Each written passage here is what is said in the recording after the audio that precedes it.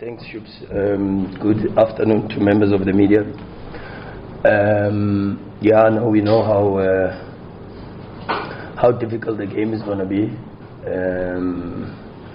It's always very difficult after such a long period, and also for us, we have not had all our players at the same time for every single training session, which also makes it a little bit complicated. But we've got a very good squad. We've got a lot of very good players in every position. So we feel that we are strong enough to be able to go into the game with the squad that we have, and whatever possibilities might be available with the players that return. And the break was good for us. The mid-season camp was very, very good, and we worked on a couple of things that we want to improve for the second half of the season. But we know how difficult it's going to be on Saturday. It's against a very good side, and we have to make sure that we are at our best, not just from a tactical perspective, but also emotionally and maybe even psychologically, to make sure that we give a good performance. We'll take questions from the floor and also just pose questions to the players. We're going to keep it a bit short because we have another press conference on Coach, you've obviously faced back a few times. Yeah. Coach, assistant coach. Sure. Does it become less emotional the more you play them, or does it maintain that same emotional attachment when you play that? The more you play them, does it become more or less emotional? No, you make a lot of sense. The good thing is I always ask the players just before we play Pirates, and I tell them, forgive me.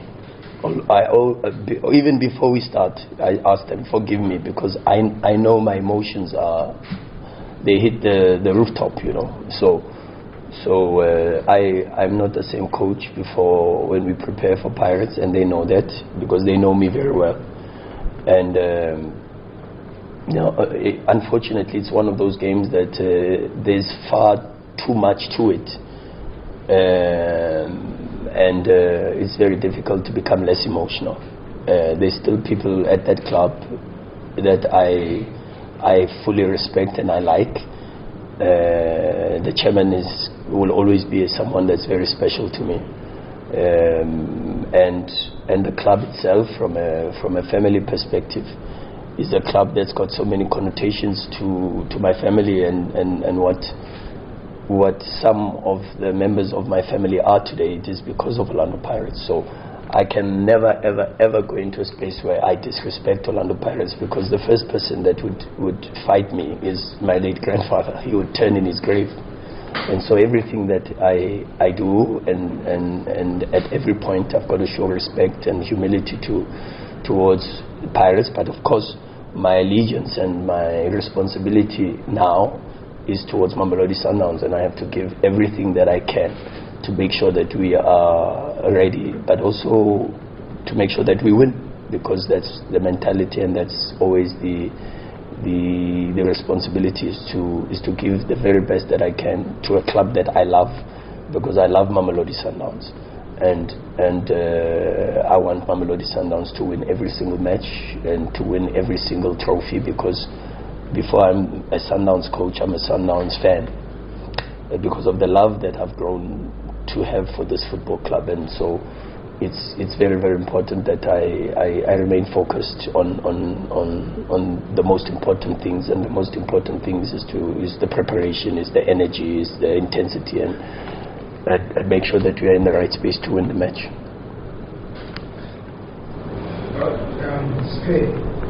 Maybe from my point of view to you, maybe it would be more like talking a bit like a support or something like that. But you are one of the maybe most underrated players that Mamelodi Sundowns has ever seen. Does that play into your mind to say each and every game you have to believe yourself? No, sanibona. Cha ayidlali engqondweni, and angaze ngicabanga njalo, because the reason why ngiyisaka iSundowns kusho ukuthi I'm a good player, so angicabanga kakhulu leyo. But does it help you to say, let me prove myself? Yakusika nokuthi ukabonisa nana ukuthi nami ngimi umkhona Sundowns. Love Sundowns each and every day, even at training you have to prove yourself each and every day, so injalo nje.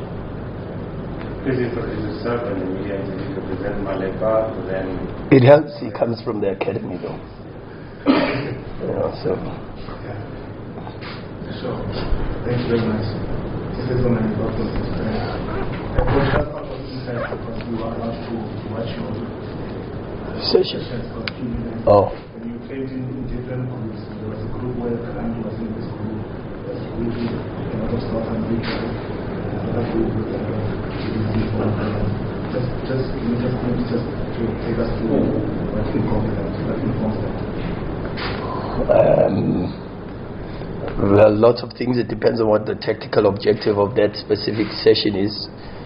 But of course, also there's the physical aspects we have to maintain. The DDC players have a different workload because they come back on the back of a very difficult game over the weekend, and then of course Grant can't do what Lebo can do or Pizzo can do because Grant is now only coming back from Bafana, and that is also with Tapelo, with Ronza, so they are in different groups. But it's just, there's no real detail to it. It's just about what we are actually trying to focus on, and then of course trying to manage the load of every drill in relation to the individual players' capacity from a physical perspective to be able to manage the load. Could gentlemen, if I have a seat?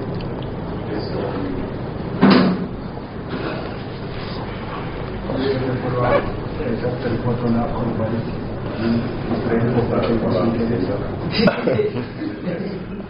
someone will ask it, I'm sure.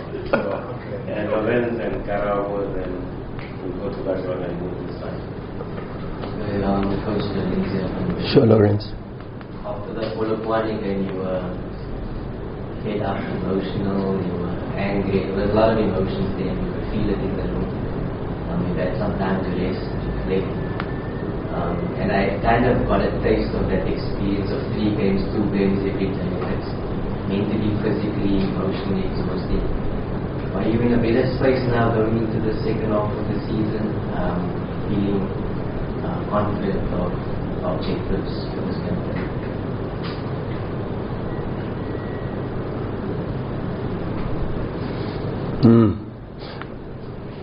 What I can say to you is the players make me very happy.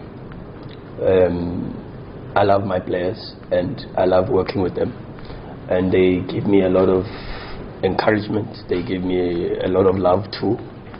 The support that they give me is incredible, and as I've already told you, I love this club, and I give everything that I can for this club. I am extremely grateful also for the privilege and the honor to be the head coach of this club, and I don't take that for granted. But I think the coaching space is a very difficult space in the modern game, and I think you guys have seen, I don't have to speak about it because you've seen it with Jürgen Klopp, you've seen it with Xavi, you've seen it with so many coaches who, even in basketball, American football, it's extremely difficult. The pressure and the stress on coaches is a lot, and we sit in a position where not many people care about how the coach is feeling and how the coach is handling the pressure and the coach's mental health, but I suppose that's what we have to deal with, and am I in a better space? I'm not so sure if I am. I don't know, because I don't even know where I am. I must be honest with you. I just focus on one day at a time, trying to give my best every single day on the pitch, and the day my best is not good enough, I'll be the first one to say so, but at the moment I've got good energy. I see the players and I look at them in the eyes every single day, and they say to me, we can go, and I ask for more, and they say we can go. So up until I look them in the eyes and I don't get the same feeling, then maybe that changes. But at the moment, I fight for this club. I fight for us to win games and to win regardless of how I feel. And I've just told myself, we'll take care of my feelings at the end of the season. Right now is to win as many games as we possibly can and as many trophies as we possibly can and change as many lives as I possibly can. And that's what makes me very happy. What makes me happy is knowing Pitso from a very young age. When he was 15, I think he came to the academy and where we spotted him. And I see him here today. That makes me happy. When I see Lebo training and coming back from an injury and working hard to sit with me for corrections and do a little bit extra and asking for help to improve, that makes me very happy, So as long as I still have those conditions around me, I think I've got enough to push and keep going. Coach, Mr. Pasha. Coach, I think it's a very interesting answer that you gave, and I'd just like to maybe expand on it a bit. So who supports you off the pitch? Because football is a professional space, and of course you build a family with these players. But who supports you out of football? Because that's also very important. You've spoken about doing a job that demands of being a coach at the top level is demanding. And today, you've just come back from injury. How are you doing? How are you feeling? It was a very difficult injury yourself, but how are you feeling? Can you fight your way back into star-studded Sundowns 11 side? Yeah, good afternoon, members of the media. And I think I'm a lot more confident than I was before. Even before I got my surgery, I'm in a much better place now than I was before I got injured. Even off the pitch as well. I think I'm in a good space, and I believe I believe in myself. I've got no doubts in the abilities that I have. Also knowing that we've got a lot of quality players in the team, and it's not going to be easy. It's in these small things that, as the coach was mentioning now, going the extra mile of doing corrections and asking for help that you can only improve. But I think I'm a lot more confident where I am right now, and looking forward to the second leg of the season. Who supports me? Well, my family supports me, the players support me, and God supports me. As long as I have God on my side, I'm okay. So and the club supports me, I must be honest. The Mutsipe family are good to me, and the management of the club is good to me. So I have enough support. I really do. I can't complain about that. So then we move to Mr. Modiba. Question. Can you expand on the Mokwena household? Are they divided at this time of the picture, or do they support Coach Rhulani first? And maybe just give us a word on Mkhulise. What's his best position? To level, the restart, does it give everyone a fresh start to stake a claim in the team? And what are your thoughts on Pirates? Okay, well, I think it does. I honestly think it does, because it's the second leg of the season, and it all goes with how you've been carrying yourself throughout the entire off season, and going to the Pirates game. I think it's like in any big team in the world, you dream of playing such games. You dream of playing the big games of consequence, but also knowing that it's not going to be an easy game. But we know that we've got fans, family that we need to make proud, but also knowing at the back of our minds that it's not going to be an easy game. And Sidwell, what role does he play when you're out at this time, you're not playing? I'm sure you see counsel from him. Yeah, a lot. I actually speak to my dad a lot, especially after games. Even though I didn't play, sometimes he'll just call me, tell me that you gotta keep going, everything's gonna be okay. I'm a lot more privileged because my father played, you know, so he gives me advices that I also take, and you know, and I think I'm a lot privileged that I've got a father that played, that supports me, that understands the sport as well. What's Mkhulise's best position? I think Pitso, we are very fortunate because Pitso's got a little bit more of an understanding of all the positions across the midfield line. We've played him in a deeper position as a 6, and he's very comfortable there. Even in Champions League games, he's played as a 6. We've played him as an 8, and he's done very, very well there. I think he's a lot more comfortable in that role because he's got the legs and the dynamism to be able to operate in the different lines, because when you're an 8, you've got to operate in the line of a 6 and sometimes operate in the line of a 10. And maybe even operate in the areas where you would find fullbacks and wingers that invert. And so I think he has that profile of an 8. I think he specializes there.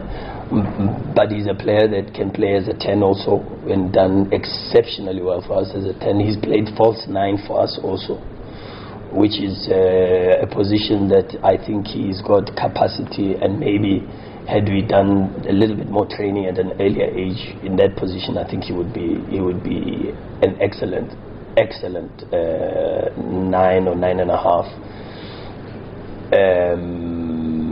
And he's actually also played as a false centre back against he's against TS Galaxy when we were going into extra time, and we were 1 man down. Mkhulise, I asked him to play as a false centre back, but a lot of people would say, yeah, but Pitso centre back, what is that? But it's true, and he played really, really, really well.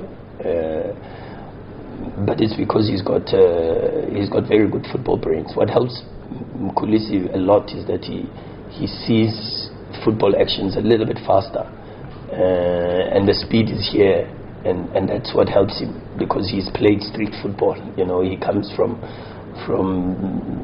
the rural areas where they play football for days, hours, you know, and every day is football, you know. And I think that type of background has helped him a lot from that perspective.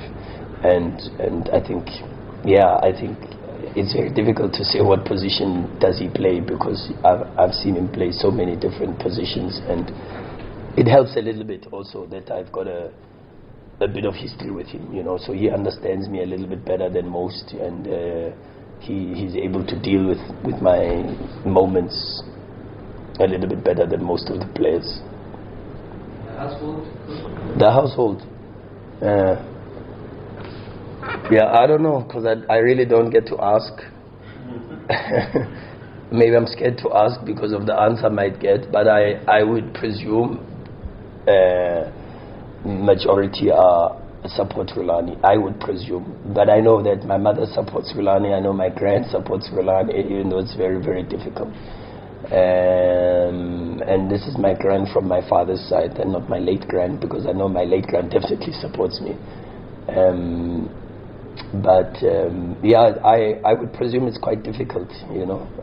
I haven't asked Brajay where he stands, but I would presume he also stands with me. So yeah, it's a difficult one, but I wouldn't be hurt by knowing if they support Pirates in this type of games, because that's what it is, you know. It is what it is. People have the right and the freedom to choose who they support, but I would presume that in my family, most definitely at this moment, I've got their support. I would presume. I think. Okay, I know. just in case they watch this press. I'm glad that was not asked to me. Coach, Joseph from Sports. Sure, Titi. The biggest talking point in the country for the past few weeks was Roach joining Sundowns. We know this game is very important despite the big match, whether it was on that side or this side. Have you found some time to sit with him and look into what he might be facing, because already social media is talking you know, going to them on Saturday, all of that. Lodge might play, might not play. Where is his space when you look at him? What have you said to him, looking at how big this match is, and his name now is going to be on the other side in terms of the team list? Fortunately, there was already a video that was trending, and maybe everyone knows what I was saying to Lodge, but which I don't know how I feel about it also, because anyway, fortunately also I'm very close to my players, all of them. I speak to Lebo a lot, I speak to Pizzo a lot. I can call them at any time, and there are moments where I think sometimes they see the phone ringing and they're like, oh, here it goes again, but I do it, and I do it for all the players, and I'm doing it for Lodge also, like I do it for Lebo. And when he got difficult moments, when Pizzo has got difficult moments, I'm there for him. And I pick up on body language, I pick up on energy, and I know sometimes when they are not okay, even without speaking, I can go to Lebo and say, what's wrong today, you know? And he says, how do you know? Same with Pizzo, I can ask, are you alright, are you okay? And that's the same, so Lodge is no different. Lodge comes into the team and he knows he has to earn the right to play. He has to fight like everybody else has to fight for a place in this team.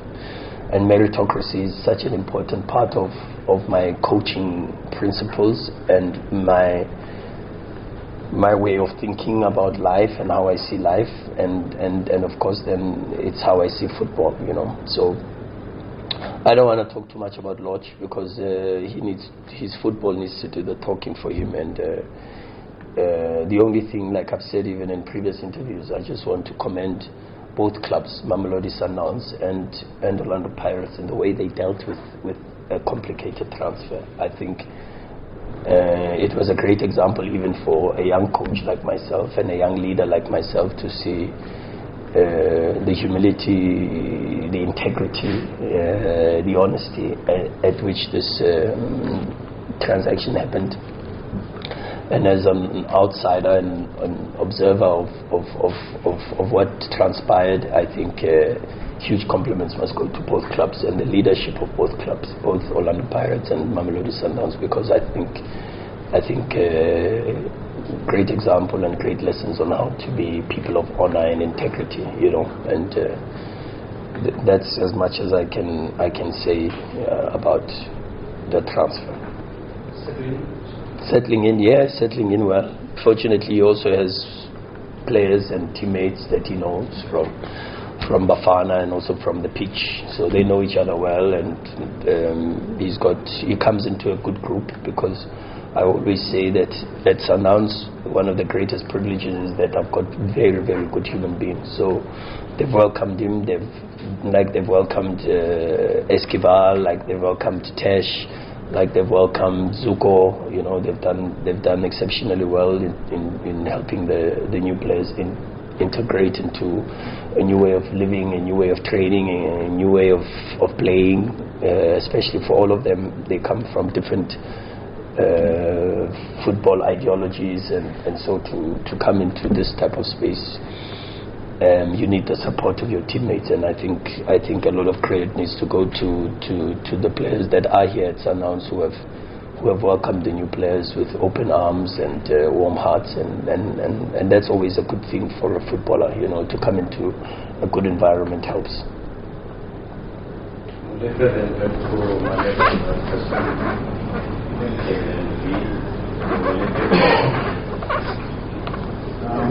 From SABC Sport, my question is to Lebo and Coach. Lebo, you've been at the club for quite some time now, seeing you arrive, two goals for, if I'm not mistaken, and then the team obviously has morphed over the years. How have you what have you made of that, and the fact that you're still here despite the injuries and all of that? How challenging or how difficult or less difficult has it been? And to coach, the question was asked, I might have missed it, but Bafana players and new signings, how far can we expect to see any of them? I mean, obviously to be in Abidjan or in Cote d'Ivoire playing 7 games, that the difference to jump back into the league where obviously the altitude is also different. Can't they a player like Tashi who's coming from Sweden, a bit different, how are they adjust as opposed to watching before the ones who are closer to maybe being ready than the rest? No, I think with the Bafana players, we've got a couple of concerns. We've got a few players that have returned back with injuries, and that might delay their return, because now we've got to deal with and of course when you have that type of program, I mean they played 30 games in 5 months for Sundowns, and you put maybe an extra 4 or 5 games for the World Cup qualifiers, for the friendlies that Bafana played during the FIFA breaks. So you're talking about 35, 36 games in 5 months, so it's very difficult, plus the 7, so you go to about 42 games, and that's difficult. And with that comes, of course, it's a wear and tear, it's your car, you drive more kilometers, you're going to have to change the fuse and the battery and maybe get a new pair of tires or refresh the tires. Oil has to change, the petrol has to be put, maybe the battery needs to be recharged. And so we have some concerns with Mtobi, we have some concerns with Maseko, we have some concerns with Mshishi, we have some concerns with Tebogo, and with Modao, and Modao is also with the ankle. So there's some concerns there, and they've got to start now a rehabilitation phase, but also a regeneration phase, because they've got to flush out the stress and the pressures of a tournament of that magnitude. And so psychologically there needs to be some work done there, and refreshing of the mind, and so they're ready to be competitive again. And we've also got concerns with Ronza with the shoulder, but let's see, new signings settling well. Tash has come in with some complications a little bit, but training well and now getting better and stronger. Esquivel adapting is a little bit difficult for him, because again also with the language barrier and a completely different way of playing, but settling in well, and I think you can expect some good things from him once he's well settled and he knows his teammates and he's got a little bit more confidence to express himself.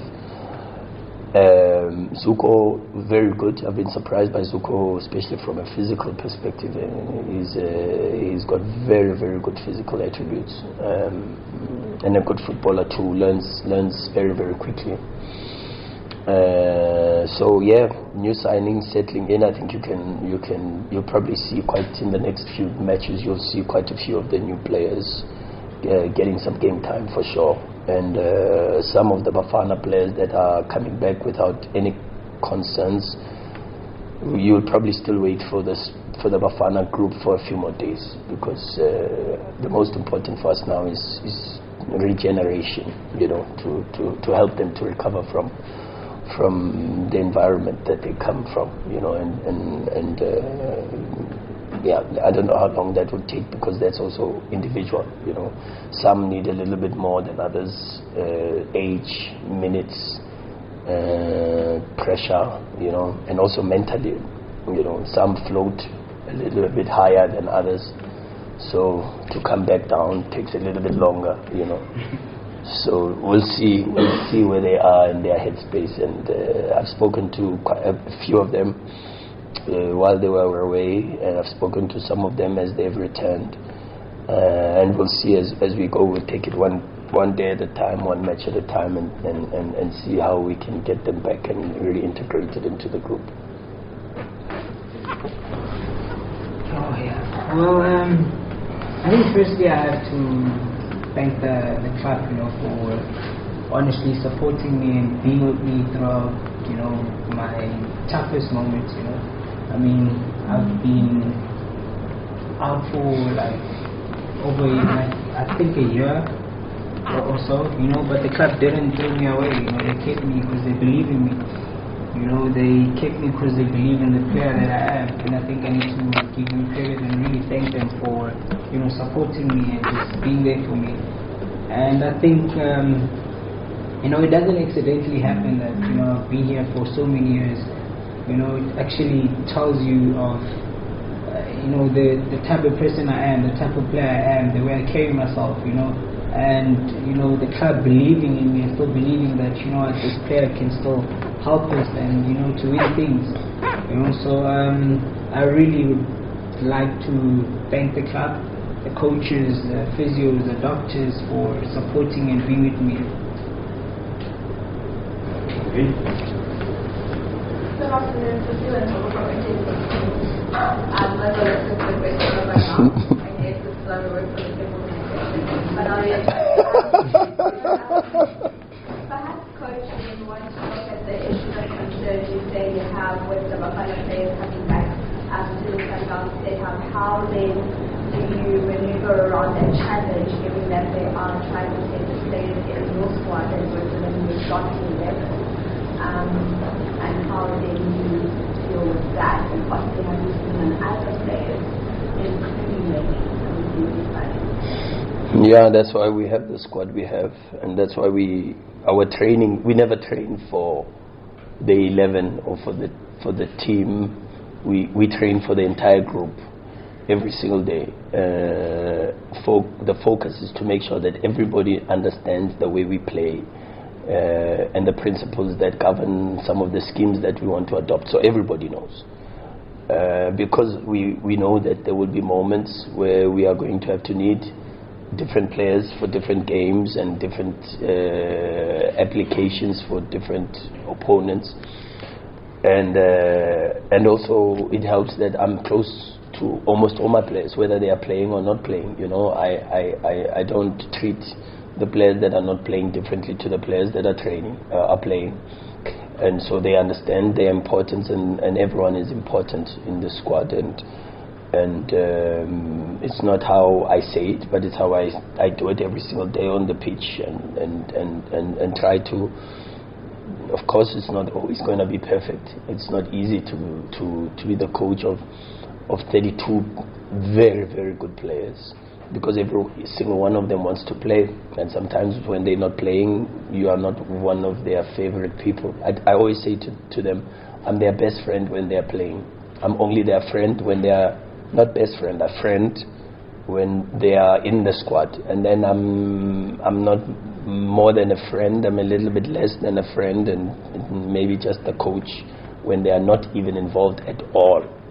And so it's not easy to keep everybody happy. But I'm not here to keep everybody happy. I'm here to make sure that the team wins games, and I try my level best to do that while trying also to be a good human being. And that's not easy, because I try to I don't want to be, and I say this to the players, I don't want to be a good coach if I'm not a good person. I don't want to be a good coach if I'm not a good person.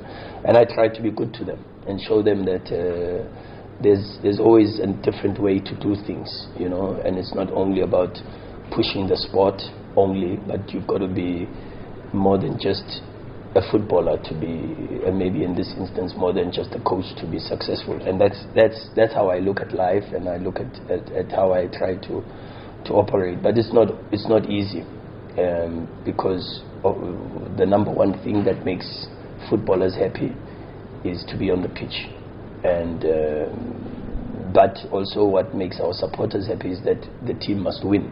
So you have to make sure that when you are on the pitch, you are on the pitch because you deserve to be on the pitch, and that you understand the responsibility to make millions of people happy. And that's our responsibility, and the message we try to convey to the players every single day. No, it's not, but it's not easy to be CSV either.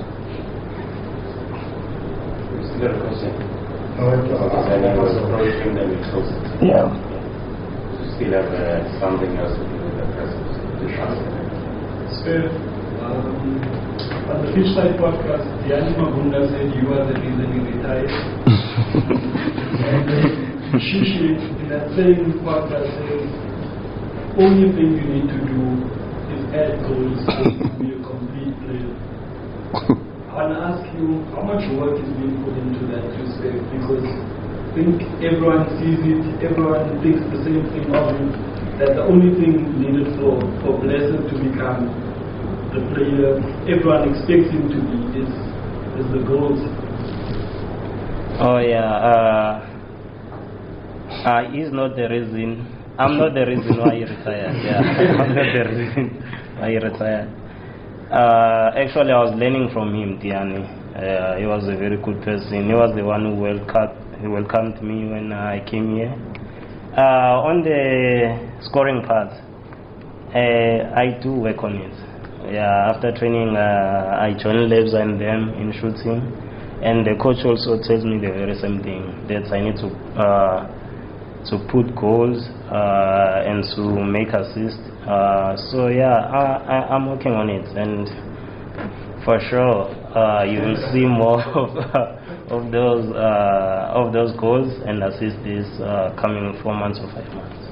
Do you think that could be the difference between you being a regular in the squad playing in the starting 11? Because Mkhulise said something, he said that he was just a player that was brought on before he started scoring. He was a player that was brought on to come and maintain possession.